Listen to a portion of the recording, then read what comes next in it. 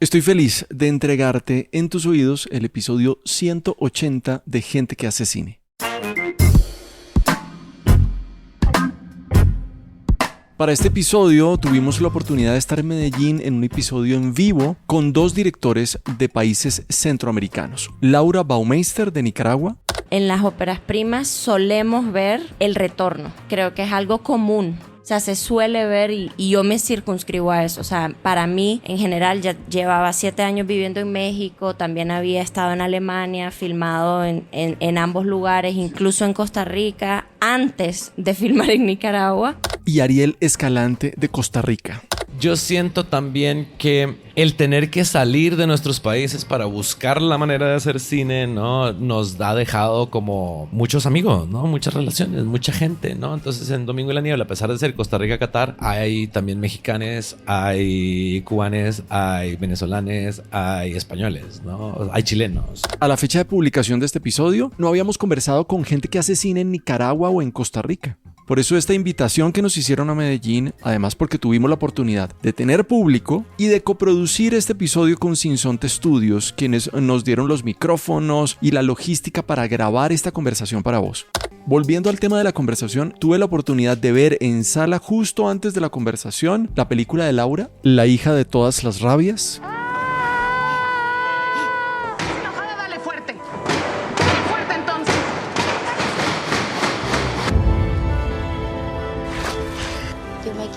Y la de Ariel, Domingo y la Niebla.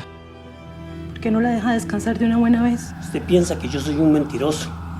Nunca me ha creído. Una UCI recortada, algo así andan esos sectores. Hay que pararse duro, ¿ah? Como te lo voy a decir más adelante en el episodio, una vez sepamos en qué plataforma está o cómo la podemos ver, vamos a ser los primeros en decirte para que salgas corriendo a verlas. Son buenísimas. Vamos a hablar de sus películas, de lo que está pasando desde su perspectiva con el cine en Centroamérica, lo que está pasando tanto en Nicaragua como en Costa Rica con el cine que se está haciendo en esos países, sobre las maneras de financiación, de producción, qué está pasando con los públicos, que es la pregunta que no solamente estamos haciendo a las personas que hacen cine aquí en Colombia, sino que también se la hicimos a Laura y Ariel. Si estás en Colombia, sé que probablemente no conoces a estos directores, pero date la oportunidad de no darle pausa a este episodio y acompañarnos en esa conversación que seguro, te prometo, no te vas a arrepentir. De hecho, nos hicimos un apocalipsis zombie al final buenísimo, donde ellos recomiendan 5 películas cada uno que se han producido en Centroamérica y que deberíamos nosotros salir a verlas. Recuerda que lo que más nos gusta es aprender de cine conversando, y qué bacano que podamos conversar con otros cineastas de otros territorios. Recuerda que si te gusta lo que hacemos y te motiva a colaborar en la sostenibilidad de nuestro proyecto, tenemos un perfil en Patreon que te dejamos en la descripción del episodio, donde nos puedes invitar más o menos como un café al mes si decides aportar $1, o de pronto un almuercito más gordito si decides aportar $5 mensuales a la causa de nuestro proyecto para que sigamos teniendo conversaciones como esta. Ahora, si estás interesado o interesada en las opciones de pauta y de trabajo ya directamente con nosotros, escríbenos a info@gentequehacecine. Pero no hablo más, que esta conversación con aroma a Medellín, porque allá la grabamos, llegue a tus oídos cuanto antes. Ajústate los audífonos, trae la bebida que más te gusta y aprendamos de Laura y Ariel sobre el cine de Nicaragua y de Costa Rica, aquí, en Gente que hace cine. ¿Cómo estás, Laura? Bien, acá. Un gusto de estar también en este Medellín caluroso, súper vibrante, contenta. ¿Ya habías venido a Medellín?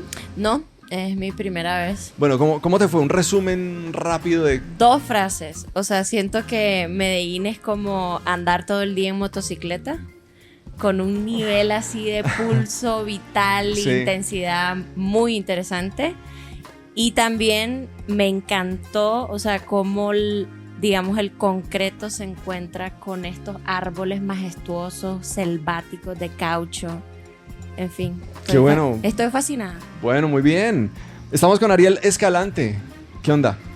Pues es un resumen muy chido, ¿no? De encontrarse con cine, encontrarse con una ciudad que vibra chido, ¿no? Y como siempre, no, falta tiempo. Siempre. Falta tiempo. Ajá. Pero bueno, vamos a extender un poquito el tiempo dejando esta conversación grabada, ¿no? Muy bien. Entonces, bienvenidos a Gente que hace cine. Ya les voy a presentar quiénes son estos personajes que están acá con nosotros. Laura es creadora de paisajes imaginarios, así está tu perfil, dice, creadora de paisajes imaginarios, amante de las historias subversivas y fieles al estallido, egresada del Centro de Capacitación Cinematográfica como directora. Ese Centro de Capacitación Cinematográfica, tú me corriges, ¿es de Nicaragua o de donde estudiaste en México? En México. En México, bien, pero tú eres de Nicaragua. Correcto. Sus cortos tuvieron un recorrido interesante en festivales desde la Semana de la Crítica, Rotterdam, Toulouse, entre otros. La hija de todas las rabias se estrenó en el Festival de Cine de Toronto, seguido por el Festival Internacional de Cine de San Sebastián, y pues lleva un recorrido gigante por más de 60 festivales internacionales con varios premios acumulados. ¿Algo que quieras anexar a ese perfil? ¿Algo que nos faltó? ¿Estás trabajando en otro proyecto? Cuéntanos un poquito. Sí, estoy trabajando ya en otro proyecto que se va a hacer en México. Se llama Lo que sigue es mi muerte. Y es una historia de amor medio licantrópico. Buenísimo, buenísimo. De pronto hablaremos ahorita un poquito de eso. Y Ariel se graduó en Ciencias Políticas de la Universidad de Costa Rica y en Cine de la Escuela Internacional de Cine y Televisión de Los Baños en Cuba. También de la Universidad Concordia en Montreal, Canadá. Su primera película, The Sound of the Things, ganó el premio Copper Sound Weekend en el Festival de Cine de Moscú en 2016 y representó a Costa Rica en los premios de la Academia y los premios Goya en 2018. Es exalumno de la Berlinale Talents, recibió Premio Nacional de Artes del Ministerio de Cultura de Costa Rica en 2018. Estuvimos viendo también ayer, yo tuve el honor de estar sentado al lado tuyo viendo la película Domingo y la Niebla, su segundo largometraje, y así como su primero, han tenido recorridos en grandes festivales, este último en Cannes, en Toronto, entre otros. No nos faltó nada, pero quería preguntarte algo, y es, ayer estábamos viendo tu película y decías que era como un cierre, o sea, como que cerró el recorrido acá en Medellín esa película. Creo que sí, ¿no? Creo que así se sintió. La peli pues estrenó hace 1 año y medio, ¿no? En mayo del año pasado, y siento como que ha recorrido pues bastante, ¿no? Y como que sí se sintió como igual la energía que hubo ayer en la plática, ¿no? Después de la película. Sí se siente como un cerrar un ciclo muy, muy chévere. Quiero preguntarles antes de que hablemos como de cine en Centroamérica o de sus experiencias, y me voy a apalancar en la experiencia que vimos ayer con Ariel, y es, uno va muchas veces a funciones de prensa, funciones especiales con conversatorio, y uno va, ve, el productor presenta o el director del festival presenta al director, el director se despide y se retira. No fue tu caso ayer, Ariel. ¿Por qué decidiste, a pesar de que has visto la película 200,000 veces, por qué decidiste quedarte a ver la película? Justamente por eso, por esa sensación, como que siento que me reencontré con la película, ¿no? Ayer, porque claro, o sea, la relación que tienes con tus películas, por supuesto, es muy extraña, ¿no? La has visto muchas veces antes de que se termine, ¿no? La amas, la odias, la detestas, te aburre, Sobre te encanta, eso. lloras, ¿me entendés? Le das sentido a tu vida, decís, no voy a tener hijos, mis hijos van a hacer mi película, y después dices, no quiero tener hijos, a la mierda mi película, ¿no? Sí. Entonces como que sí llevaba mucho tiempo de no verla, ¿no? Y como que ayer me dio la gana, ¿me entendés? Me dio la gana quedarme, verla, disfrutarla con distancia, ¿no? Y como justamente no sé por qué se siente como ese cierre, ¿no? Ok, bien, como me llama la atención eso, ¿no? Como asistir a las primeras funciones. Me imagino que las funciones de ciertos festivales es muy importante porque son muy buenas pantallas, son muy buen sonido, entonces como que vale la pena verla lo más cercano a como la hicimos. Pero acá como ver la película para cerrar un ciclo me parece interesante. ¿Tú pudiste, Laura, ver tu película acá o también fue una de esas en las que saliste y regresaste? No, yo todavía estoy en una relación, digamos, no tanto de cierre, o sea, de la vida que está teniendo la película.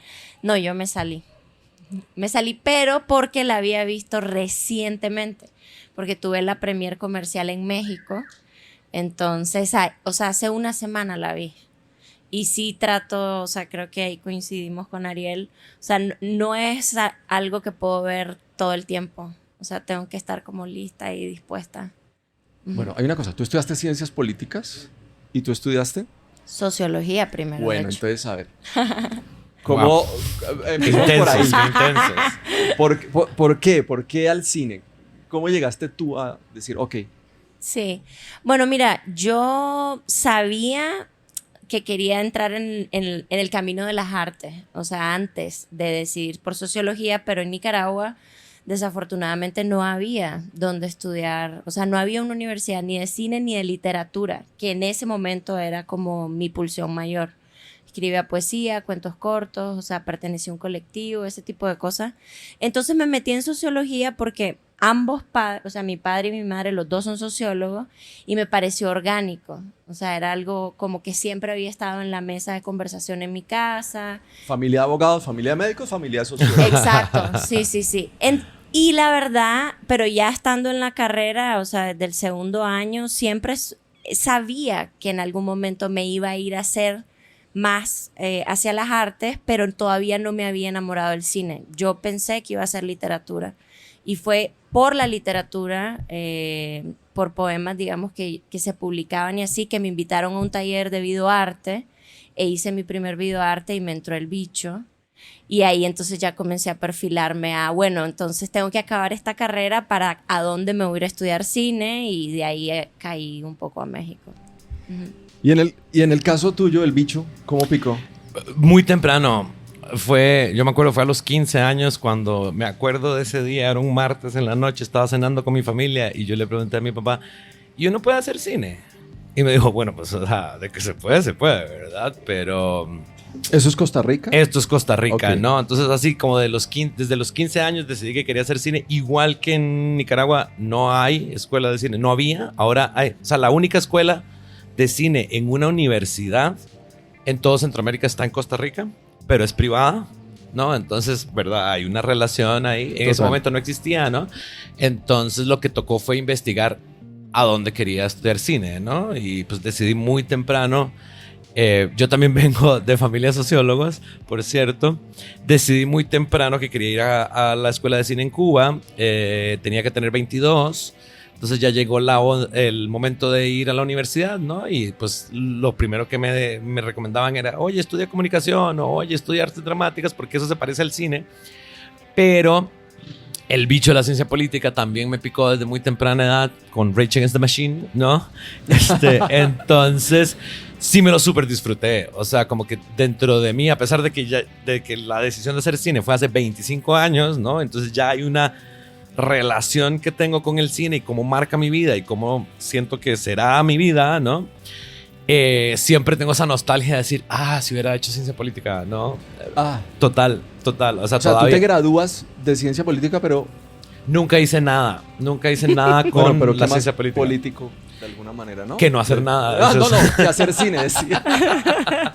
No, sí, o sea, nunca trabajé como politólogo, nunca me especialicé, pero todavía, digamos, a veces en los días malos, no, mentira, en los días así nostálgicos digo, ¿y si me voy a hacer una maestría en ciencia política? Y ahora que está como el conflicto, ¿no? En Medio Oriente, siempre me pego ahí a las noticias. O sea, como que sí es una pasión y me apasiona como muy cercano a como me apasiona el cine, ¿no? El escenario entonces de estudio en Nicaragua y en Costa Rica, o lo que ustedes mapean, tú ya dijiste, solo hay una manera en este momento de estudiar en Centroamérica, y es la que acaba de mencionar Ariel, ¿o qué otras opciones hay? ¿O definitivamente lo que toca es migrar? Sí, coincido con lo que dijo Ariel. O sea, realmente La Veritas es la única universidad propiamente de cine. En Guatemala hay talleres, que es Casa Comal, pero aparte de eso no hay. O sea, y digamos, como la situación del cine entre Nicaragua y Costa Rica es abismalmente diferente.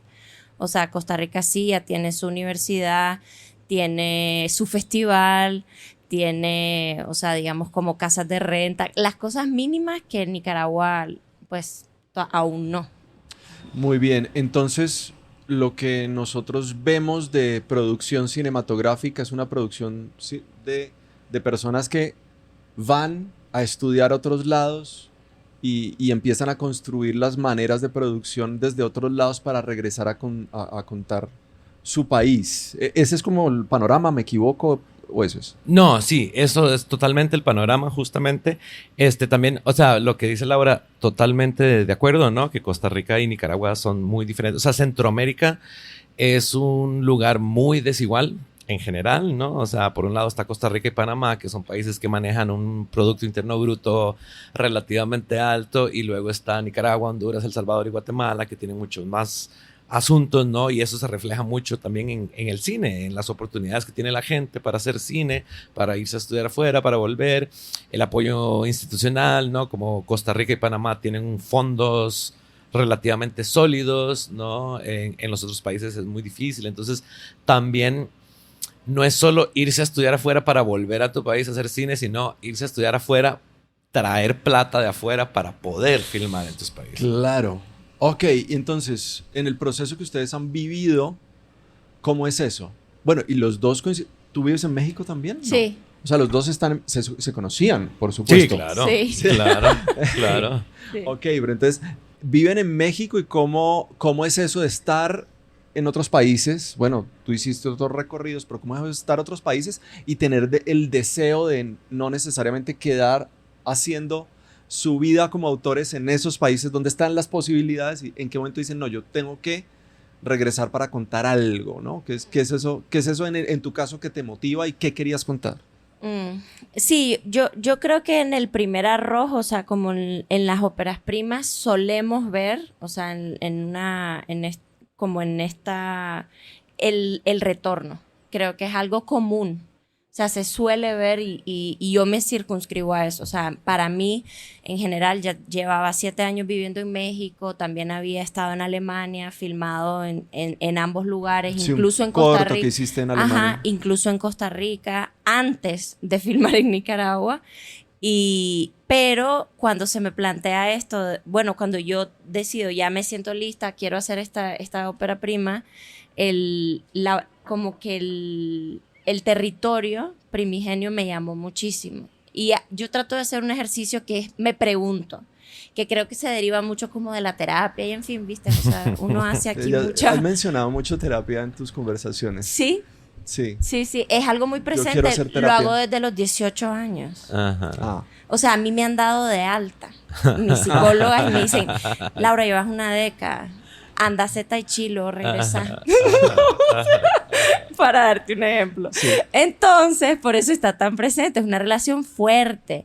Y además siempre son argentinas, en fin, con el acento de mi abuela paterna, porque mi padre es argentino. Ya, eso podría ser todo otro tema. Pero bueno, la cosa es que hago este ejercicio de qué cosas yo no he podido olvidar. Y así es un poco como elijo mis personajes, elijo mi trama, elijo los espacios en donde ocurren las historias. Y surgió Nicaragua. O sea, surgió este basurero. Y siento que de alguna manera eso es lo que me hace regresar. Pero como dice Ariel, o sea, hay que regresar de alguna manera, o sea, con la validación y con el apoyo económico de afuera. Porque Wow. adentro no hay. No hay. No hay. Y tampoco empresa privada que esté No, interesada en- nada. Mucho menos. No. Te he dicho, frente en alto. Si quieres algo, tenés que pelear por eso. Enséñame tu cara. Mira. Esto sí es una... En tu caso, ¿cómo fue? Digamos como... A terapia, dices. Hemos estado haciendo terapia. Esto es una sesión de terapia. No, hablemos de, digamos, de estos dos largos, Ujú. o bueno, ese primer largo, ¿cómo Ujú. es? ¿Lo ruedas en Costa Rica? En San José sí, o sea, sí estaba viviendo o sea, ya había regresado, ¿no? Ya llevaba un tiempo. ¿Y era esa de- necesidad de regresar para contar algo? Ajá, claro. O sea, es como algo que pasa, creo yo, en Centroamérica. Bueno, no, que me pasó a mí era que yo había decidido que quería hacer cine, yo confiaba que iba a hacer cine, pero no era seguro porque literal en Costa Rica no había cine, ¿no? Estamos hablando del principio de los 2000.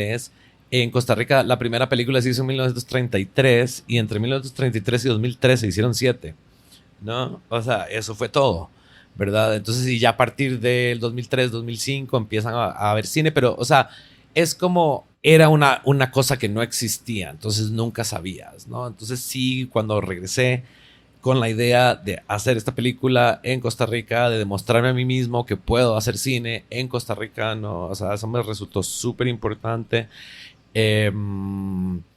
Pues la película era una película con poco presupuesto, por supuesto, porque en Costa Rica, o sea, por ejemplo, en Costa Rica, a pesar de que tenemos un fondo y de que las autoridades prestan mucha más atención que en otros países de Centroamérica, como que igual el apoyo institucional no da la talla a la necesidad de los artistas, ¿no? Y a la pulsión de los artistas. Y entonces ves un montón de películas costarricenses por ahí dando vueltas, como Medea, como Clara Sola, como Tengo Sueños Eléctricos, ¿no? Como Domingo en la Niebla. Y es como darse cuenta que eso existe gracias a la necedad de las personas que lo hicieron, ¿no? Entonces es como... Por suerte somos necios, digo, y por suerte podemos hacer terapia, como dice Laura, ¿no? Pero sí es una cuestión de mucho puje, ¿no? De mucho puje.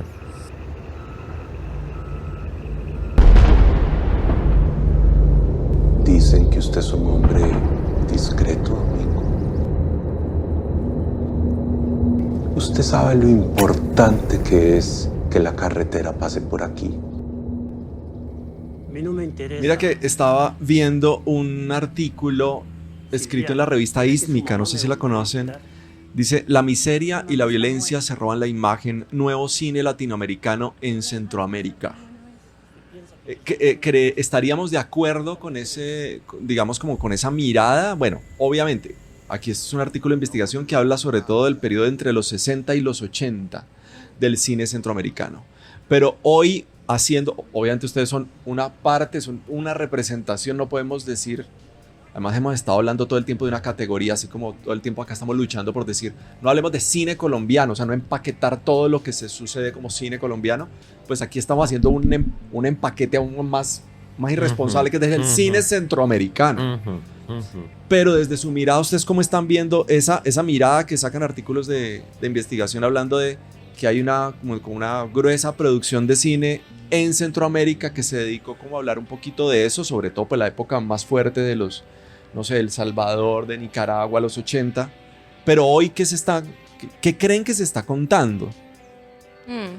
Sí, bueno, digamos como que el titular, estoy de acuerdo con vos, o sea, también es un poco amarillista, ¿no? Este que acabas de decir, miseria y violencia, pinta la pantalla o algo así. Yo sí creo, o sea, que hay contextos particulares que tal vez son en el escenario en el que ocurren las películas, o sea, como por ejemplo mi caso es este vertedero y esta zona marginal y de invasión. En el caso de Ariel también es más en el contexto rural, pero un conflicto por el territorio, o sea, la amenaza como por la pérdida del territorio, puedo ver que está presente incluso en las dos películas, aún en contextos muy distintos. Pero sí me parece que al fin de cuentas, o sea, y tomando un poco también las películas que Ariel acaba de mencionar, hay mucho énfasis en los personajes y el tipo de complejidad, digamos, o de tornasolado que los queremos hacer. O sea, yo sí me siento como cada vez más representada, por lo menos en las mujeres, o sea, en los personajes femeninos que yo veo en pantalla hechos por mis colegas, cada vez yo me siento más representada, porque no son solo una cosa, o sea, no son solo madres, no son solo hijas, no son solo víctimas, o no son solo pobres, ¿me entiendes? Sino que hay una riqueza, es un prisma que se está como girando. Y ahí a mí me parece que eso es como algo nuevo, porque antes, o sea, y sobre todo estos 60s, 80s, eran como personajes muy estereotípicos y por ende a veces acartonados, o sea, como chatos. ¿Tú cómo lo ves, Ariel? Pues estoy muy de acuerdo con Laura, ¿no? Siento que es chistoso porque ahorita yo siento que hay una ola de cine centroamericano como nunca ha habido, ¿no? O sea, creo que la gente nos estamos como poniendo las pilas. Creo que el país que más tradición tiene y más historia tiene haciendo cine es Guatemala, ¿no? O sea, desde los 90 se estaba haciendo cosas muy interesantes. Sin embargo, como que ahorita estamos en un momento de un montón de como autores y autoras que llevamos 1, 2 máximo, ¿no? Y sin embargo, como dice Laura, sí siento que estamos haciendo un cine muy maduro para nuestra edad, ¿sabes? Por así decirlo, claro. para nuestra edad como Sí. región, ¿no?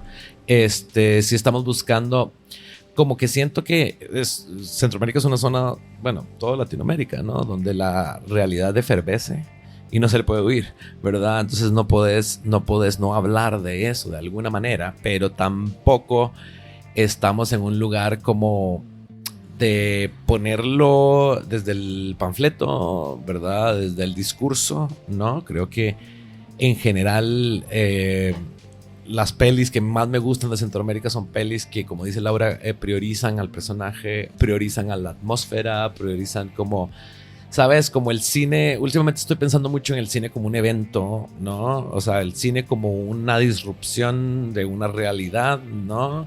Que incomoda, que está hecho para incomodar, ¿no? El cine en Centroamérica últimamente, de manera muy orgánica, creo yo, tiene como presencia mayor, y no sé si Laura estará de acuerdo, de autoras femeninas, ¿no? Que si entonces ponen el tema género,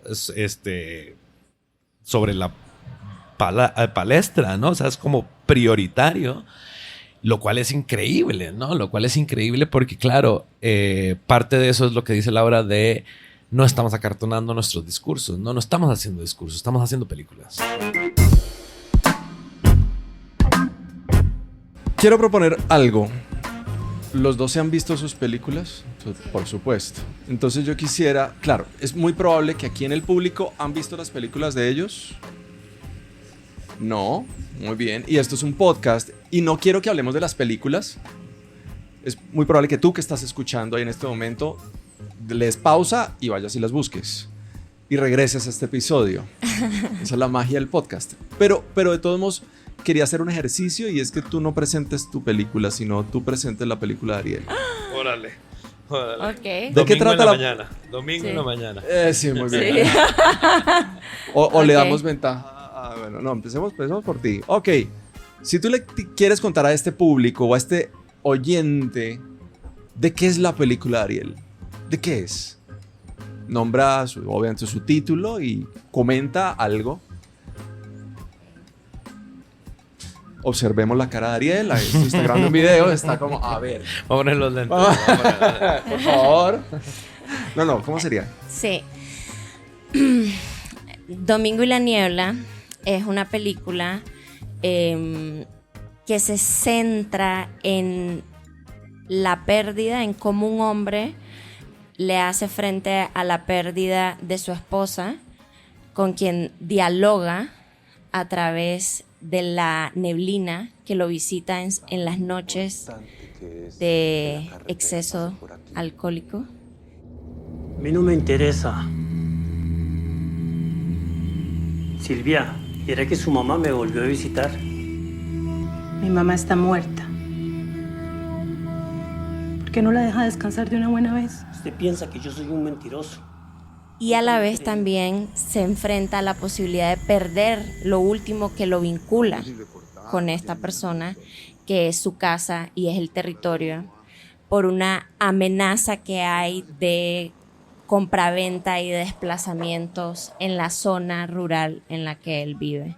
Es una película muy atmosférica, con una música hermosa, cortes poéticos y reflexiones, digamos, como alrededor de cómo resistimos al sistema. Si no les dio ganas de ir a ver la película, no sé qué pasó en sus oídos en este momento, pero ya, vayan a ver la película. Ariel, tu turno. Ok. Bueno, La hija de todas las rabias es un coming of age, ¿no? De un personaje que la tiene en contra, ¿no? De un personaje, de una niña que está creciendo y está aprendiendo a enfrentarse a un mundo que es hostil, ¿no? Entonces es una aventura muy a lo... ¿cómo se llama? Stevenson, ¿no? O sea, es como muy... es una película que dibuja una ruta de un personaje encontrándose a sí misma. ¿De qué sirve que yo me mate trabajando allá afuera, María? ¡Contéstame! ¿Qué voy a hacer ahora? ¿Vos querés que nos maten, verdad?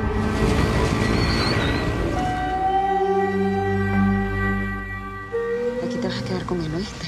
No, yo me quiero ir con usted. Es que no puedes venir conmigo, María. Y aprendiendo a encontrarse a sí misma, ¿no? Luego de sufrir de separarse de su madre y de empezar como a transitar por un mundo hostil, ¿no? Y es como este florecimiento y este momento, ¿no? De este personaje de poder encontrarse en el mundo a pesar de que el mundo no la quiere ahí, ¿no? Maravilloso. Qué bueno, qué buen ejercicio. Hay dos palabras o dos términos o dos conceptos que quisiera atravesar aquí y son atmósfera y siento que las dos películas desde mi perspectiva sentí un trabajo atmosférico interesante. En el tuyo mucho más de texturas, sentí de paisaje y de alguna manera obviamente muchas más cosas, pero en el tuyo, Ariel, de atmósfera. Pero el segundo es poesía. Y creo que la poesía está presente en las dos películas. ¿Tú me recuerdas la frase que se repite una y otra vez? Bueno, en tu peli. Que decidí ser viento. Elijo ser viento para evitar el misterio de no saber qué hacer con el cuerpo. Eso es una maravilla. Es una maravilla. ¿Por qué la poesía en tu película? Y yo creo que podemos hacer conexiones con cine latinoamericano muy, muy fuerte. Sentí muchas conexiones ahí. Y ya te pregunto lo mismo a ti, ¿no? Porque la poesía también está muy presente en el tuyo. Claro, o sea, ¿por qué la poesía en el cine? Pues porque el cine es poesía, no es otra cosa más que eso. Sí, pero acá ¿no? está expresa, puesta. La poesía es un personaje de alguna manera.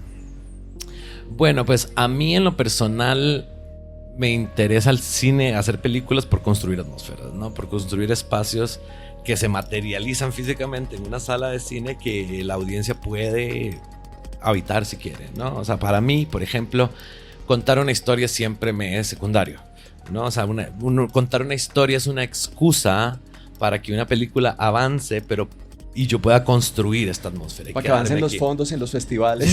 No. O sea, para que la gente no se vaya mientras le construimos este lugar, ¿no? O sea, como por ejemplo, una de las cosas que yo tenía muy, muy, muy presente con esta película es, esta película tiene que dar frío, ¿no? Y cuando la ves, sentís frío, a pesar de que, aunque lo estuviéramos viendo acá, ¿no? Entonces, o sea, como que eso para mí es principal. Y también digo, o sea, la imagen en movimiento y el sonido, ante todo, es una invitación sensorial, o sea, de primera, ¿no? Entonces también siento como es tan rico, ¿no? Que lo que puedes construir ahí que te querés quedar un rato, ¿no? Eso por un lado.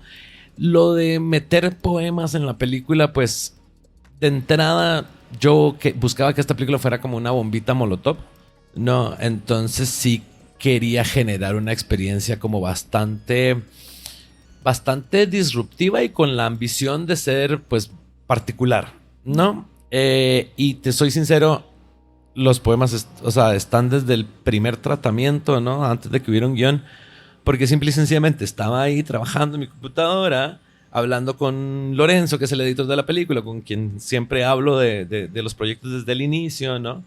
Y le decía, man, me encantaría meter este poema, pero pues uno no puede meter un poema en un tratamiento. Y me acuerdo que me dijo, ¿y por qué no? Y yo dije, sí, ¿por qué no? No, ¿por qué no? Entonces también como que siento que hay muchas decisiones en esta película que solté hacia que sean lo que tienen que ser, ¿no? A no buscarle sentido a las cosas, ¿no? A generar como una cadena de estímulos que ojalá reboten en la persona que las ve, ¿no? Entonces eso, al final de cuentas, o sea, que yo quería meter unos poemas de Fernando Pessoa, ¿no? Y de Ezra Pound, y los metimos y como fui muy necio a la hora de que quería esos poemas en particular, y como que la película los rechazaba, ¿no? Entonces pronto fue darse cuenta que la voz poética era un poco como metalingüística, sí, pero también era un poco la voz de la niebla del fantasma, ¿no? Que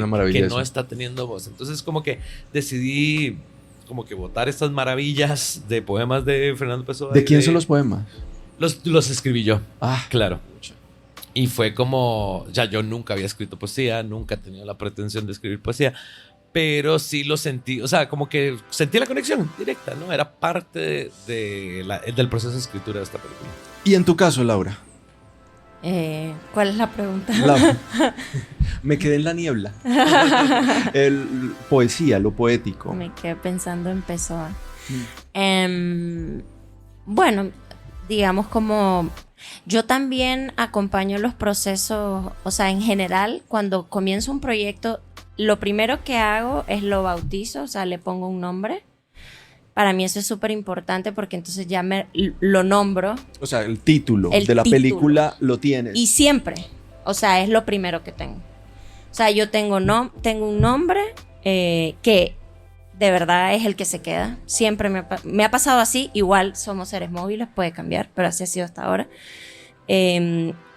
Hago un playlist que se llama igual. O sea, igual que el título. Y yo comienzo a arrojar cosas al playlist. Y hago esto es muy técnico, pero hago una carpeta de Dropbox subdividida en textos e imágenes.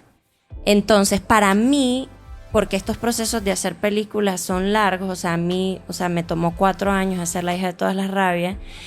Este bautizo, digamos, y como espíritu a partir del texto y a partir de las imágenes, es donde yo regreso siempre que me pierdo, ya sea porque fui a un mercado y salí destruida, o porque en un pitch siento que me fue mal, o porque el casting se me está cayendo. Y en el área de textos, la hija de todas las rabias estuvo muy acompañada, o sea, por poemas, por poemas, por cuentos cortos, o sea, estaba como era algo como, y de hecho que se lo compartí sobre todo a la actriz que hizo Lilibet, sí, el personaje de la mamá.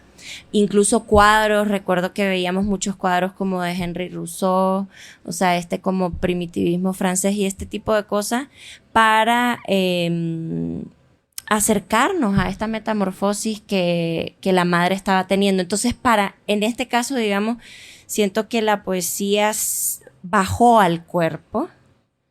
O sea, sí bajó al cuerpo y se apoderó del personaje de la mamá y la transmutó. Uh-huh. No sé si este es el sonido. No, este. Primer llamado. No, ese no. Este. No sé, quería probar los botoncitos. Esto no tiene nada que ver con el episodio. Okay. Quería que sonara. Intermedio. Es un intermedio. Para que vayan pensando las personas que están acá en si quieren hacer preguntas y estar dentro del podcast, pues les prestamos un micrófono. Noté con mucha alegría particular que tu diseñadora de producción es Marcela Gómez. Sí. Marcela Gómez, diseñadora de producción de... empecemos a nombrar. La Tierra y la Sombra, si no estoy mal. Sí. Uh-huh. Cámara de Oro en Cannes. Sí. Todo lo de... buena parte de Contravía Films, todo lo de Oscar Ruiz Navia. Es ahorita de directora de arte de Los 100 años de soledad. Bueno, las conexiones que hay entre los crews de ustedes con otras regiones, con otros países. ¿Listo? Entonces, ¿cómo llegas tú a Marcela o tú cómo llegas a otras personas por fuera de, digamos, como del equipo costarricense para trabajar? Entonces, empecemos contigo. Sí, bueno, en general, La hija fue un proyecto, o sea, es una película que se hizo con 7 nacionalidades distintas, o sea, teníamos Costa Rica, pero presencia fuerte, no una persona, o sea, tica, guatemalteca, colombiana, mexicana, nicaragüense, alemana y norteamericano, o sea, fue una loquera, la verdad. O sea, porque lo mismo. Pero la película en este momento creo que no oficia como su nacionalidad es nicaragüense, pero es una coproducción con 7 países. Ya. Entonces, Colombia es re importante para mí. O sea, yo tengo un sobrino colombiano, mi hermano estuvo casado con una colombiana, mi pareja, que también es editor colombiano y es editor de la película, Julián Sarmiento, tengo 14 años con él, y Marcela era de lo más orgánico. O sea, francamente, de hecho el otro día me estaban diciendo, yo creo, Laura, que vos tenés como algo acásico con Colombia, o sea, como que de registro acásico o algo así con Colombia, ¿me entendés? Esta cosa casi como mística, porque sí es muy fuerte. Cuando yo sabía que, bueno, ya estábamos con la financiación y todo, no sé, yo tenía ganas de trabajar con una diseñadora de producción de acá, y Marcela, obviamente hicimos un clic bellísimo que se vio atravesado por la pandemia, pero ese espacio de 11 meses que el proyecto se frenó, solo lo cuento, no se perdió, porque lo que nosotras hicimos fue un club de lectura en donde nos juntábamos una vez a la semana, ella, la fotógrafa, yo y mi madre, para leer textos feministas vinculados como con la maternidad. Entonces, por ejemplo, nos leímos toda Silvia Federici, El Calibrán y la Bruja. O sea, regresamos también a leer un poquito de la teología de la liberación. Fue bien interesante. Uh-huh.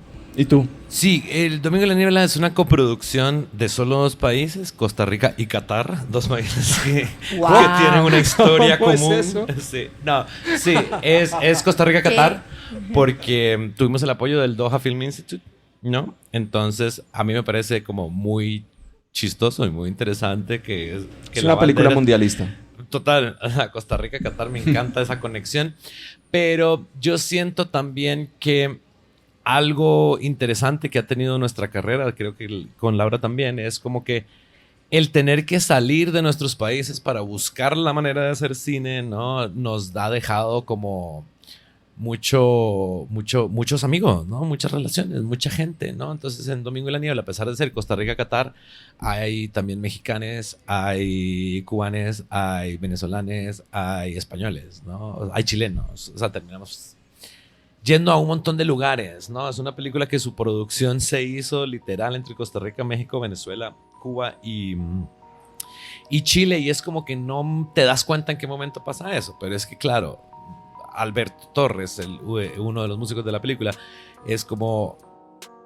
es mi amigo desde hace mucho tiempo, admiro muchísimo su trabajo, entonces digo, tengo que jalarlo para lo mío, ¿me entiendes? O sea, ya se convierte en una cuestión primordial, ¿no? Con Mauricio López también, el mixer chileno, ¿no? Que él trabaja mucho con Pablo Larraín, por ejemplo, ¿no? Él hizo Spencer, hizo ahora El Conde, ¿no? Fue como, claro, o sea, ¿trabajó contigo en esta película? Él mezcló Domingo en la Niebla, ¿no? Entonces, es como se dan oportunidades y dices, voy para allá, ¿no?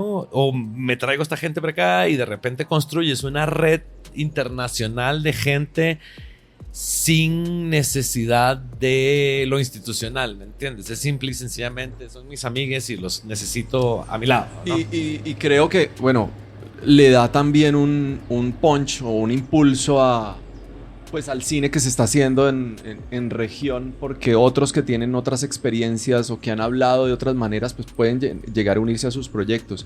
Estuviste, bueno, y también esa posibilidad de conexión al estar en los baños en Cuba, me imagino que... Total, pero con todo el mundo. Sí, abre una red que me es imposible visualizar de tan grande que es, ¿no? O sea, sí, la Escuela Internacional de Cine y Televisión sí es como un pasaporte, y literal, o sea, como literal en los grupos así como de Facebook y de WhatsApp y vaina, alguien pone, gente, voy a estar en Rumania la otra semana, ¿alguien conoce Setevianos? Y siempre hay un man, y esa gente termina siendo amigues o se casan o no sé qué, ¿me entiendes? O sea, es una... Sí, es una red y total.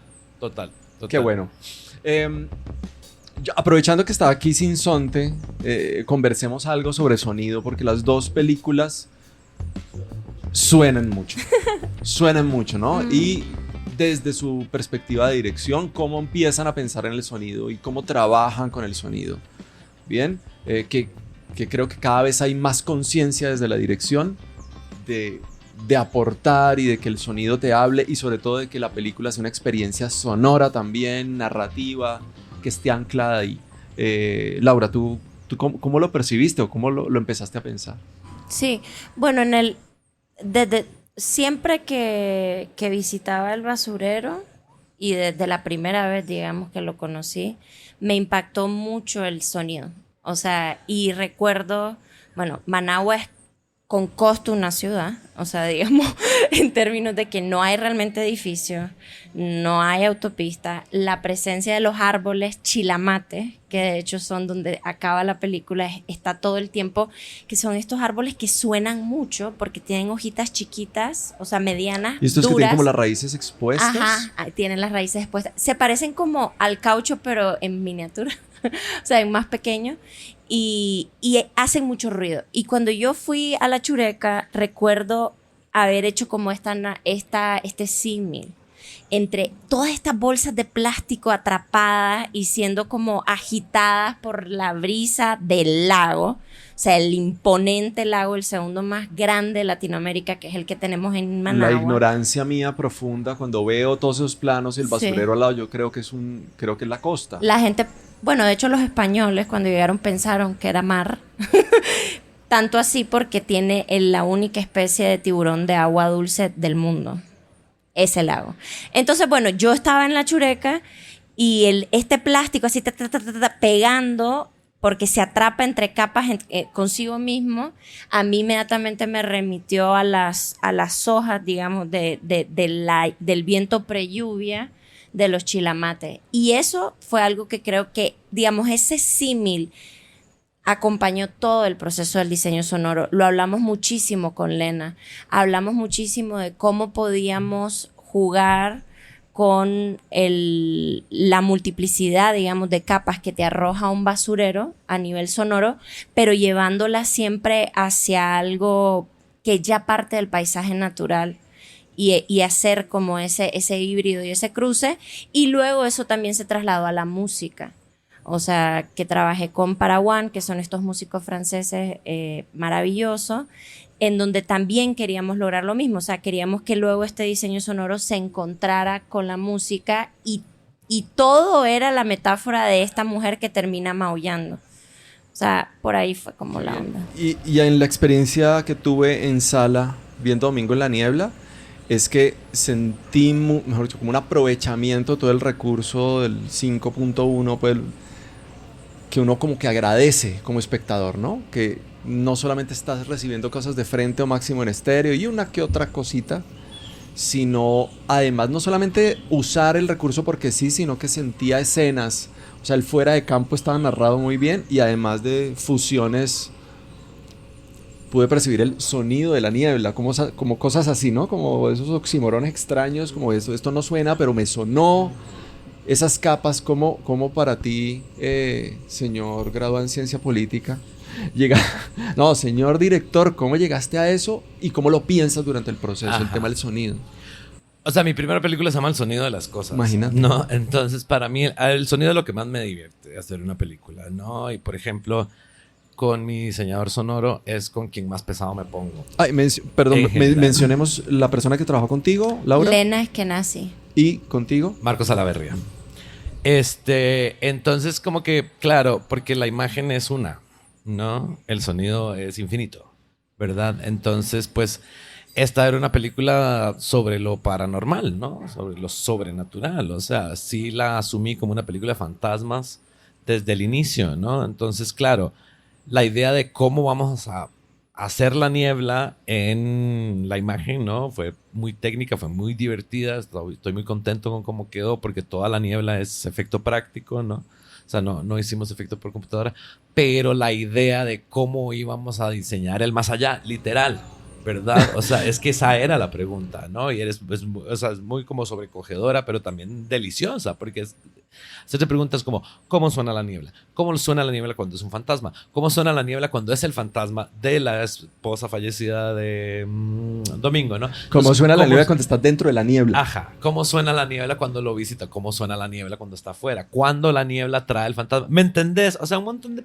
preguntas que nada más como enriquecían y me permitían ir hacia adelante, ¿no? Y sí siento como no solo esta película era como el playground perfecto para explorar esto, sino que pues eso es algo que me interesa muchísimo en el cine, como te platicaba antes, ¿no? O sea, como priorizo la atmósfera a la historia, ¿no? O sea, es lo que más me interesa. Entonces, si el cine es un espacio, ¿no? Que es rectangular, que es cerrado, que es oscuro, ¿cómo hacemos para que esa experiencia sea por todo lado, ¿no? Entonces, y también hay ciertas cosas que me gusta narrar sin ver, ¿no? Entonces, por ejemplo, el villano de la película, ¿no? El tiburón de la película era la moto, ¿no? Y entonces la moto era más poderoso escucharla que verla, porque la carretera, por ejemplo, la construcción de la carretera nunca la vemos o no la queríamos mostrar porque Domingo de la Niebla es una película que tiene dos fantasmas, ¿no? El fantasma de Marilia, que es la esposa de Domingo que falleció, y el fantasma del progreso, que es una cosa que es apabullante, que es arrolladora, ¿no? Que es colonialista y que siempre se escucha pero no se ve. Buenísimo. Quiero ir cerrando con una pregunta que he escuchado todo este año en festivales, que se trató aquí en Miradas, y es esta palabra de las audiencias. Porque yo quisiera que, por ejemplo, a través de este podcast la gente salga con muchas ganas de ver sus películas. Bien, que es una manera como comentar las películas o como comentar a las personas más bien que hacen las películas y a través de eso querer ver su obra. Y eso creo que es súper importante. Esa discusión se está planteando en Centroamérica, la plantean en sus círculos cercanos. ¿Y qué resoluciones o qué respuestas le están dando a eso? Si quieres tú, Ariel. Claro. Pues en Costa Rica sí es interesante, la verdad, la manera en que se está buscando las audiencias para este tipo de cine, ¿no? O sea, creo que el Festival de Cine de Costa Rica lo ha hecho de manera muy interesante. Ante todo por las personas que están ahí, ¿no? Por Raciel del Toro, que es el director y del Centro Costarricense de Producción Cinematográfica, y Fernando Chávez Espinach, que es el director del CRFIC. Han hecho como una plataforma que es muy frágil porque es Costa Rica y es cine, y ahorita tenemos un gobierno ultra neoliberal, ¿no? Anti todo, ¿no? Pero también, por ejemplo, en Costa Rica existe un preámbulo a una cineteca, ¿no? Que se llama Preámbulo justamente, ¿no? Que entonces es un espacio donde está cultivándose una audiencia, ¿no? Creo que el Festival de Cine de Costa Rica sí tiene una presencia importante de audiencias, ¿no? Pues guardando las distancias, ¿no? Entonces, sí, en Costa Rica sí es una discusión que se da en mayor nivel. Hay canales de streaming, ¿no? El canal 15 de la Universidad de Costa Rica tiene un streaming. El Cinema Gali tiene un streaming. Digo, o sea, también hace falta quizás mayor esfuerzo como para que esos servicios lleguen, ¿no? A la población. Pero, digo, o sea, ahí sí me toca aplaudir, ¿no? Aplaudir los esfuerzos que se hacen en mi país, que creo que están muy bien dirigidos y que pues hacen lo que pueden, ¿no? Por supuesto, en una discusión que pues es central, obvio. Laura. Pues suscribo a todo lo que dice Ariel porque conozco un poco el panorama costarricense, ya que es el, digamos, sí, el más del más movido de la región junto con Panamá, pero distinto, digamos, el tipo de cine que se está buscando, me parece a mí. No, en Nicaragua, o sea, hablar de streaming no estamos ahí ni por cerca, o sea, todavía no hay ni siquiera un festival. Entonces, sí, lamentablemente yo siento que regresando un poco al inicio, viste, este categoría un poco como unificadora de cine centroamericano. Sí, acá estamos, es Foco Centroamericano, se llama así, si no estoy mal, el Centroamérica y el Caribe. Centroamérica claro, y el Caribe. Pero es tan distinto. Sí. O sea, por ejemplo, República Dominicana, Cuba con su tradición, que son Caribe, es tan distinto a Costa Rica, y Costa Rica a su vez tan distinto a Nicaragua. Entonces, a ver, La hija es la 5ª película de ficción en la historia de Nicaragua. Sí, la 5ª, un puño, los dedos de una mano. Entonces, claro, o sea, ni siquiera estamos hablando de producción. O sea, no, hay primero que hablar de producción, hay primero que hablar de festivales, para luego entrar, digamos, en la contemporaneidad de cómo a través de los streamings podemos obtener audiencia. Pero sí creo que en medio de todo, por lo menos lo que yo he visto con la hija, es que en Centroamérica, o sea, estamos resonando los unos con los otros, o sea, y por ejemplo, Costa Rica ha sido de las recepciones más hermosas para mi película por la gran cantidad de migración nicaragüense que hay allá.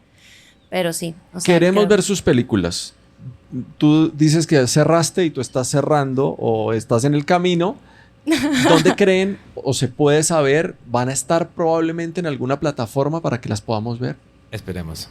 Esperemos. Yo todavía no puedo confirmar nada, pero esperemos, claro. ¿Y en el caso tuyo? Sí, yo creo que vamos a estar en movie. Bueno, celebrarlo. Buenísimo, buenísimo. Así que por favor, si escuchan este episodio y ojalá en ese momento esté en movie y tu película también esté en algún lado. Cuando esté me mandas dónde está y actualizamos el episodio. Es decir, si estás escuchando este episodio ya puedes encontrar la película aquí. Voy a proponerles un ejercicio final para el cual... Primer llamado. No, este no es. Vuelve a sonar. El ejercicio final es el siguiente. Apocalipsis zombie. Ajá. Ok.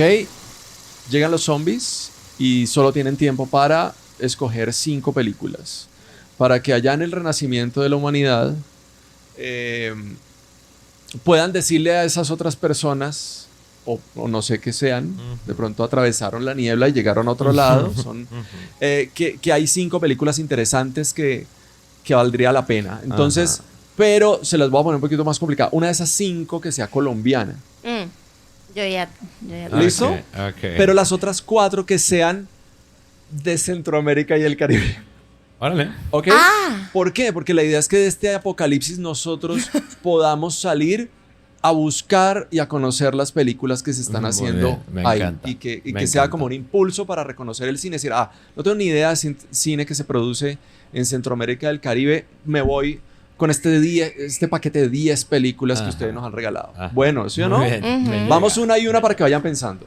Okay. ¿Listo? Entonces, arrancamos con Laura. Una. La colombiana.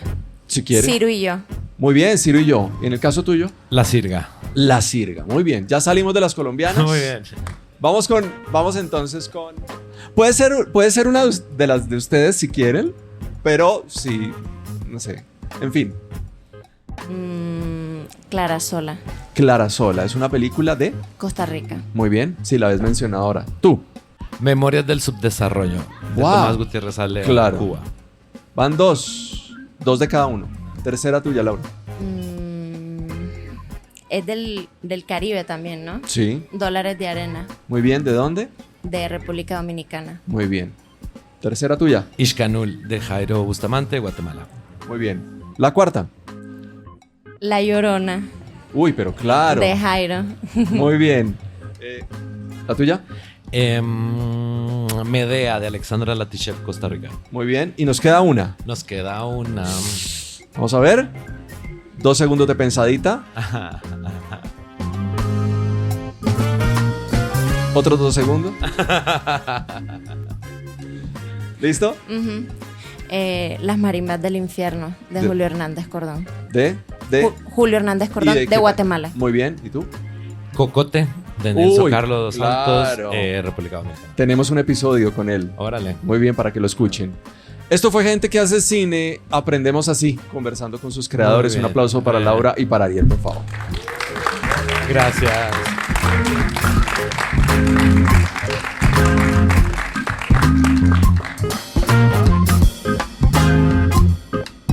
Y gracias a vos por llegar hasta este punto, hasta este minuto de Gente que hace cine, el podcast.